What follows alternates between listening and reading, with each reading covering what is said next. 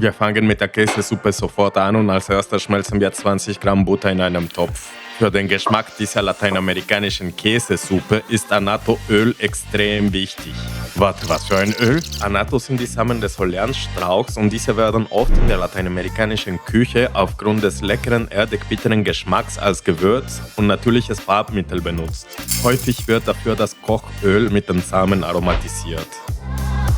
Die Zubereitung ist denkbar leicht. Ich gebe das Öl und Samen in eine Pfanne auf mittlere Hitze und wenn das Öl anfängt zu blubbern, stelle ich die Hitze auf niedrige Stufe. Es geht sehr schnell. Nach 3 bis 5 Minuten stelle ich den Topf zum Abkühlen zur Seite und wenn das Öl kalt ist, gieße ich es durch einen Sieb. Übrigens, ich zeige euch die einfache Variante, aber im Prinzip kann man auch Kräutern wie Rosmarin und Thymian dazugeben und so ein echt feines Annatto-Öl selber machen. Wenn du aber kein Annatto hast, würde ich das später mit einer Prise Muskatnuss ersetzen. Aber jetzt geht's weiter mit dem Rezept. Ich gebe 2 Esslöffel Öl in den Topf und dünste 4 klein gehackte Frühlingszwiebeln darin an.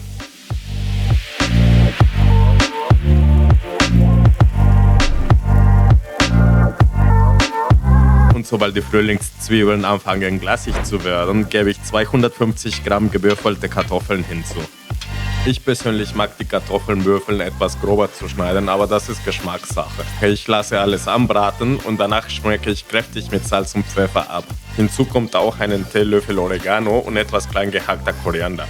Ich habe eine Handvoll klein gehackt und gebe jetzt die Hälfte dazu. Die andere Hälfte bewahre ich auf, weil ich die noch nutzen werde. Diese lateinamerikanische Käsesuppe ist einer meiner Lieblingsrezepten. Nicht nur, weil die verdammt lecker ist, sondern auch, weil sie so unkompliziert und schnell in der Zubereitung ist. Wenn die Kartoffeln fertig sind, gebe ich 1,5 Liter Wasser in den Topf und sobald das Wasser kocht, füge ich 120 Gramm Nudeln hinzu. Die Nudelsorte ist nicht wichtig, hier kann man wirklich alles nehmen, worauf man Lust hat.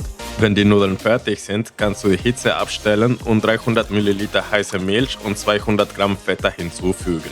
Es ist wichtig, die Hitze abzustellen und die Milch heiß dazuzugeben, damit diese nicht ausflockt.